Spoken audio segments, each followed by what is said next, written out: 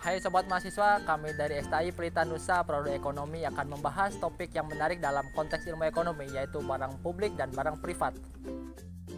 Dalam video ini, kami akan memaparkan jenis-jenis barang publik apa yang disediakan oleh pemerintah. Selain itu, kami juga akan melihat sejauh mana kepuasan penyediaan barang publik saat ini. Barang publik adalah salah satu konsep fundamental dalam ilmu ekonomi yang menggambarkan jenis barang atau layanan yang memiliki karakteristik khusus yang membedakannya dari barang-barang lain dalam perekonomian. Konsep barang publik memainkan peran penting dalam analisis ekonomi, kebijakan publik, dan pengambilan keputusan ekonomi. Menurut Tyler Cowen, seorang profesor ekonomi di Universitas George Mason, barang publik mempunyai dua aspek yang berbeda, non-excludability atau non-eksklusivitas dan non-rivalrous consumption atau non-rivalitas. Ini berarti bahwa orang yang tidak membayar tidak dapat dikecualikan dari manfaat barang atau jasa. Karakteristik ini berarti bahwa orang tidak dapat dikecualikan dari penggunaan atau akses ke barang publik.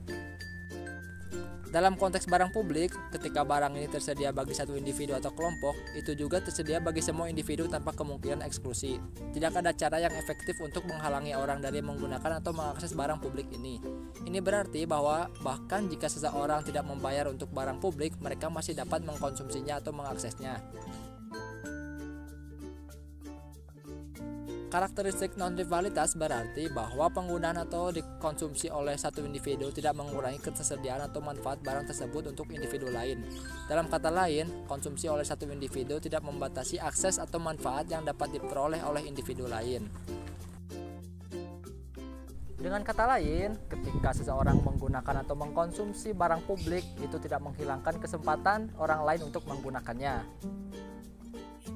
Contoh barang publik yaitu berupa jalan raya umum, lampu penerang jalan, siaran televisi nasional, taman umum, dan data sensus.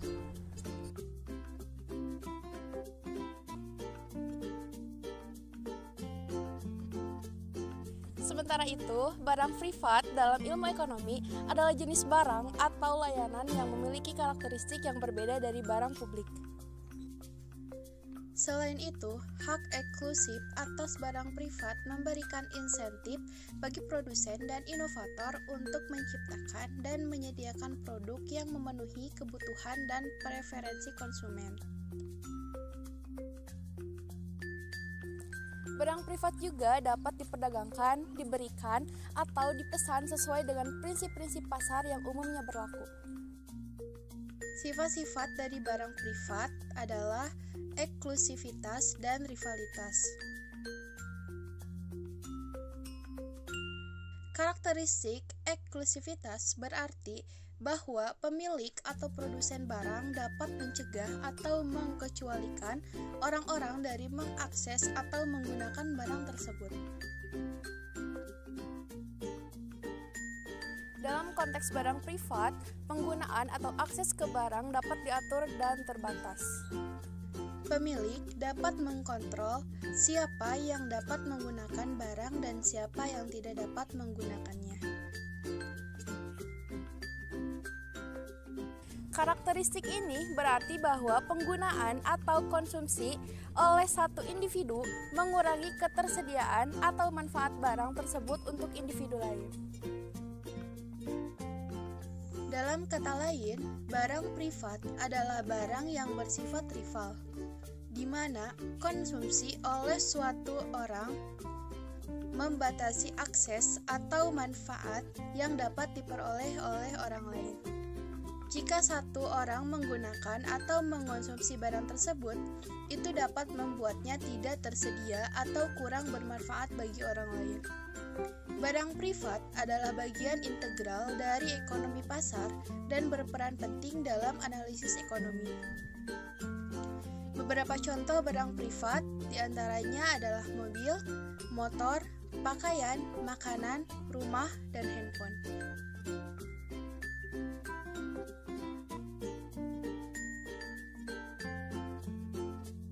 Barang publik tidak selalu harus disediakan oleh pemerintah saja, tapi pemerintah seringkali memiliki peran penting dalam penyediaan dan pengelolaan barang publik. Barang publik adalah jenis barang yang memiliki sifat non-eksklusif dan non-rival. Sifat-sifat ini membuatnya menjadi tantangan dalam alokasi dan penyediaannya di pasar, dan inilah sebabnya mengapa peran pemerintah sering diperlukan. Contoh peran pemerintah dalam penyediaan layanan publik yaitu penyediaan layanan inti. Pemerintah sering bertanggung jawab atas penyediaan layanan inti yang dianggap sebagai barang publik, seperti pendidikan, layanan kesehatan dasar, dan infrastruktur jalan raya. Ini adalah layanan yang sangat penting bagi masyarakat dan memiliki sifat non-eksklusif dan non-rival. Meskipun pemerintah seringkali memiliki peran utama dalam penyediaan barang publik, ada kasus di mana sektor swasta atau organisasi nirlaba juga dapat berkontribusi. Misalnya, beberapa organisasi nirlaba menyediakan layanan kesehatan atau pendidikan dalam komunitas tertentu.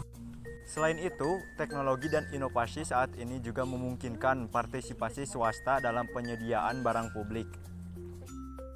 Dalam rangka menjaga keseimbangan yang tepat antara peran pemerintah dan swasta dalam penyediaan barang publik, penting untuk mempertimbangkan karakteristik dan kebutuhan masyarakat yang berbeda serta prinsip-prinsip transparansi dan akuntabilitas dalam penggunaan dana publik.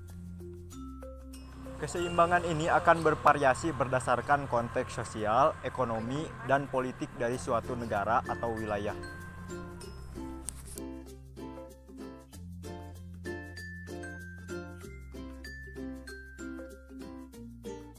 Pendidikan tingkat dasar sampai perguruan tinggi yang disediakan oleh pemerintah cenderung dianggap sebagai bentuk layanan publik atau hak mendasar, tetapi tidak selalu dianggap sebagai barang publik dalam arti ekonomi yang ketat.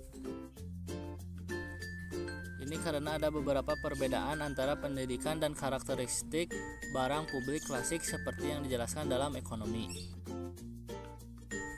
Kami sebagai mahasiswa sering melihat pendidikan sebagai hak yang seharusnya diberikan kepada semua warga negara tanpa memandang kemampuan ekonomi mereka. Pemerintah sering bertanggung jawab untuk menyediakan sistem pendidikan yang mencakup tingkat dasar, menengah, dan bahkan perguruan tinggi. Sementara pendidikan dasar dan menengah sering disediakan secara universal untuk semua warga negara, akses ke perguruan tinggi dapat menjadi eksklusif dalam beberapa cara. Biaya kuliah dan persyaratan penerimaan seperti tas masuk dapat menjadi penghalang bagi beberapa individu. Perguruan tinggi sering memiliki kapasitas terbatas dan mahasiswa harus bersaing untuk mendapatkan tempat.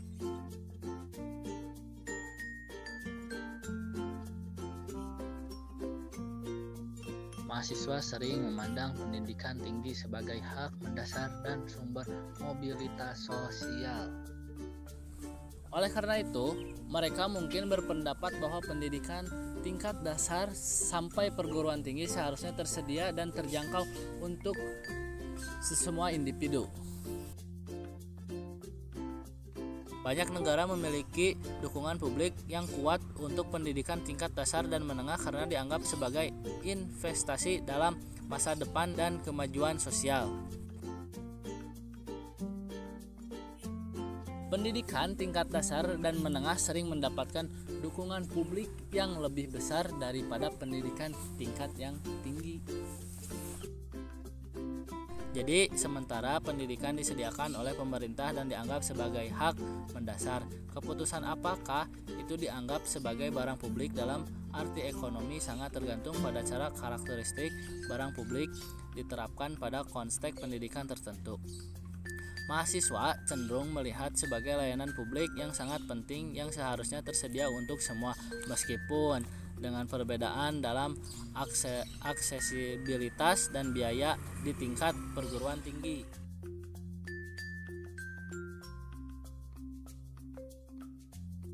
Saat ini kepuasan mahasiswa terhadap penyediaan layanan pendidikan tingkat dasar hingga perguruan tinggi oleh pemerintah di Indonesia mungkin bervariasi, tergantung pada berbagai faktor seperti wilayah geografis, jenis institusi pendidikan, tingkat pendidikan, dan pengalaman pribadi mereka. Kualitas pendidikan mahasiswa mungkin merasakan tingkat kepuasan yang berbeda tergantung pada kualitas pendidikan yang mereka terima. Universitas dan perguruan tinggi tertentu mungkin memiliki reputasi yang lebih baik dalam penyediaan pendidikan berkualitas. Sementara institusi lain mungkin menghadapi tantangan dalam hal itu. Biaya pendidikan. Mahasiswa seringkali mempertimbangkan biaya pendidikan sebagai faktor penting dalam pengalaman mereka. Biaya kuliah, biaya hidup, dan ketersediaan beasiswa atau bantuan keuangan dapat mempengaruhi kepuasan mereka. Mahasiswa yang merasa biaya pendidikan terlalu tinggi atau tidak terjangkau mungkin merasa kurang puas. Fasilitas dan sarana. Fasilitas dan sarana di kampus seperti perpustakaan, laboratorium, dan fasilitas olahraga juga dapat mempengaruhi kepuasan mahasiswa. Mahasiswa mungkin lebih puas jika mereka memiliki akses yang memadai ke fasilitas tersebut.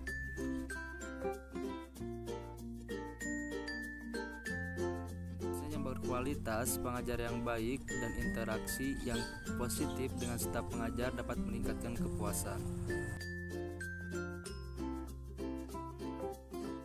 Akses teknologi dan online learning. Pandemi COVID-19 telah mendorong peralihan ke pembelajaran online. Mahasiswa mungkin memiliki pandangan beragam tentang pengalaman pembelajaran jarak jauh, tergantung pada akses mereka ke teknologi.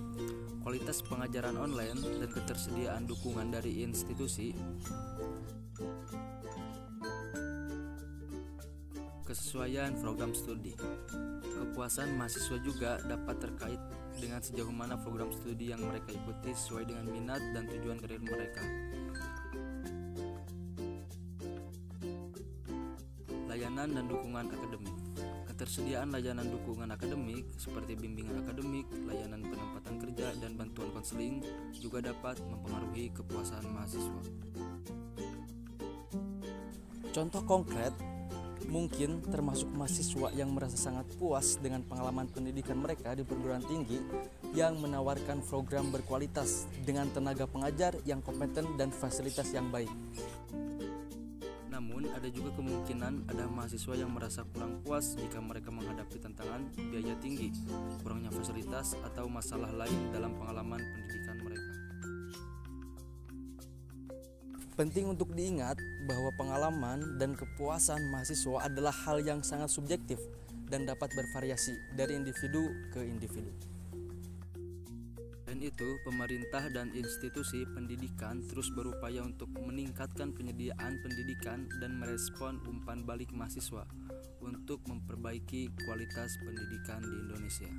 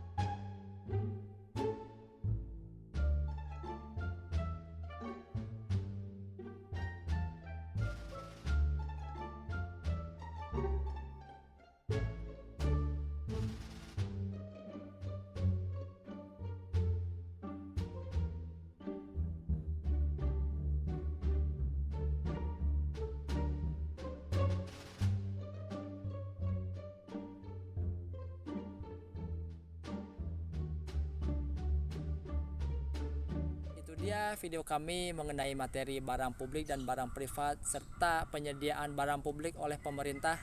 Sekian dari kami. Terima kasih. Wassalamualaikum warahmatullahi wabarakatuh.